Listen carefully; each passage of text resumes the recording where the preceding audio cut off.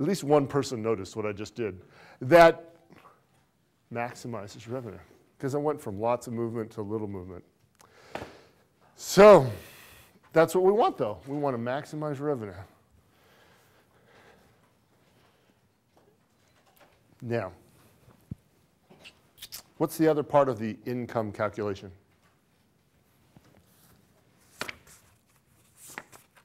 Chris? I forget.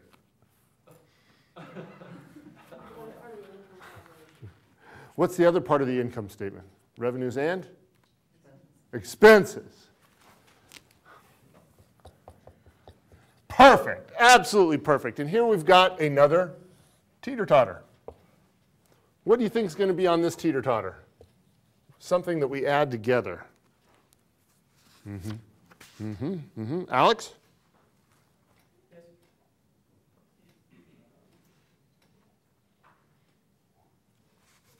What's going on this teeter-totter? What's that? What is going on this teeter-totter? Wake up, everybody! Operation expenses? Oh, what kind of expense? We want two types of expenses. Seth, do you know? What do you know? Variable costs and fixed costs. There's really two right answers to this division, right? To this separation, variable costs and fixed costs. What two categories of cost add up to total cost? Variable costs and fixed costs add up to total cost, as do product costs and period costs. Remember, this is the stuff we learned on the second day of class. Product costs, period costs, variable costs, fixed costs. Those are the two kind of categories of fixed costs that we, or the two categories of expenses that we know. And the same sort of a teeter-totter effect. Here in the United States, how do many companies reduce labor costs? They replace people with machines. And that's a fixed cost. So, and a company can do just the opposite. They can reduce fixed costs by increasing variable costs, typically labor. Okay? So again, we've got that teeter-totter effect, right? Only this time, do we want to maximize or minimize expenses? Jackie, where's Jackie? Do we want to maximize or minimize? Minimize. Let's minimize expenses.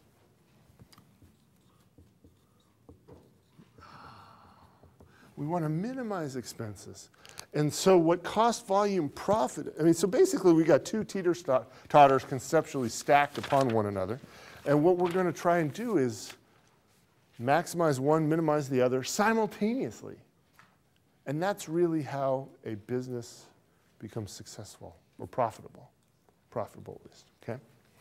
Questions, comments, concerns, random thoughts? Pretty good? Piece of cake, walk in the park, easy as falling off a log? Yes, sir. On the revenue seesaw? Yes. What are those names again? Selling price per unit and volume. And you did remind me of something I want to say. Thank you. Variable cost per unit, variable cost in total can be calculated as variable cost per unit times volume. Okay? So volume, so what I like to do, what that shows you is volume influences both teeter-totters. Volume is clearly part of the calculation for revenue. Volume is also a little less clearly part of the calculation for variable costs in total. Okay? You're going to get another one of those? Sooner better than later. Sooner better than later. Howdy! Yes, ma'am. I'm sorry. The VCU, what is that? Variable cost per unit. And it is the same as volume? Times volume. Times volume. Variable cost per unit times volume equals total variable cost. I saw that. Jan. Look at, I mean, just, am I that boring? I really, yeah, Darren. Darren's like, maybe. I try. I mean, if you can find a more exciting accounting professor around here, you know, you're welcome to go find them. Are we good?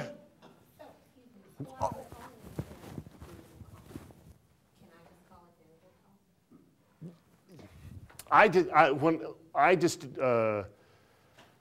could call it TVC if you would like, total variable.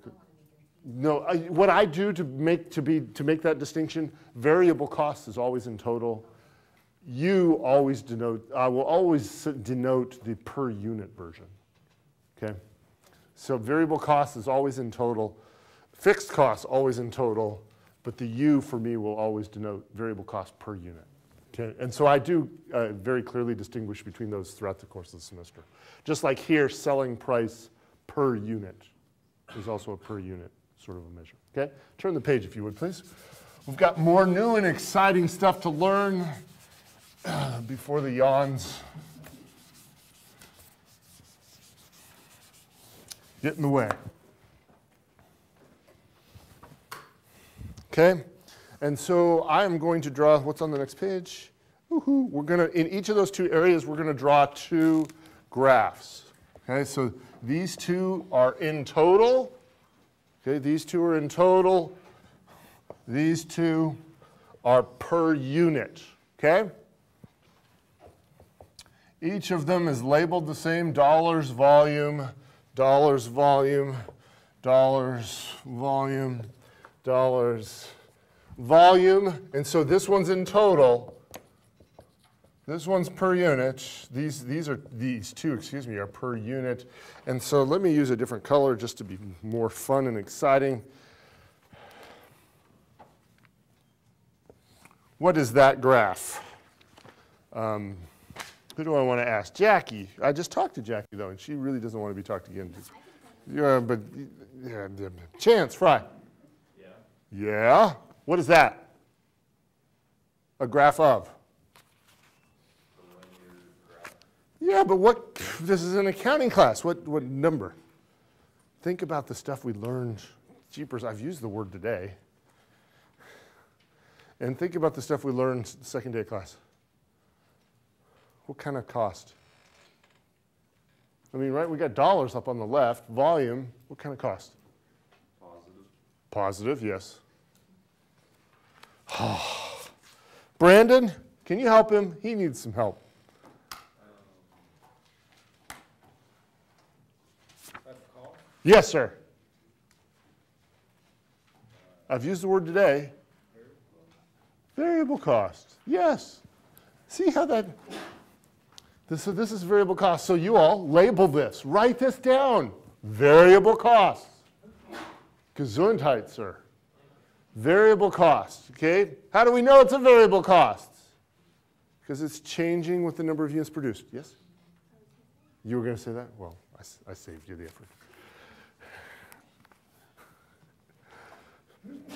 Gesundheit, noch einmal, as they would say in German, which means once again. It goes up at a constant rate as the number of units produced. Where does it start? This is very important. Where does it start, Darren? Zero. Zero. The